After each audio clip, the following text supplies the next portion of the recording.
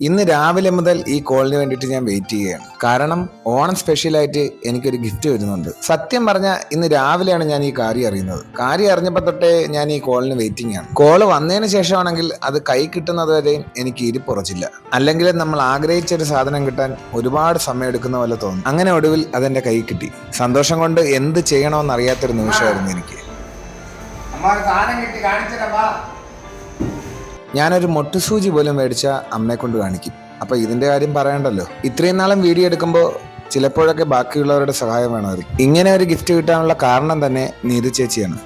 ഞാൻ ഇടയ്ക്കൊരു ദിവസം ചേച്ചിയോട് പറഞ്ഞു, എനിക്ക് വീഡിയോ എടുക്കാൻ സ്റ്റാൻഡില്ലാതെ ബുദ്ധിമുട്ടാണ്.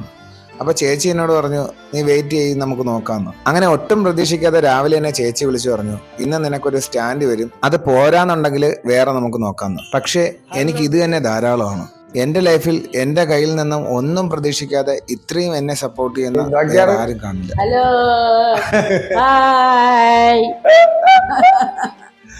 ഞാൻ ഇപ്പൊ കിട്ടിയ ഈ ഗിഫ്റ്റ് തന്നെ അമ്മയുടെ മുന്നിൽ കൊണ്ട് കാണിച്ച തന്നെ അമ്മയെ സന്തോഷിപ്പിക്കാനാണ്. അമ്മയുടെ മുന്നിൽ ഞാൻ എപ്പോഴും കളിച്ചും ചിരിച്ചുമൊക്കെയാണ് നടക്കുന്നത്. ഞാൻ വീഡിയോ ചെയ്യുമ്പോഴൊക്കെ എന്നെ അറിയാവുന്ന ചിലരൊക്കെ എന്നെ കളിയാക്കിയിട്ടുണ്ട്, പുച്ഛിച്ചിട്ടുണ്ട്.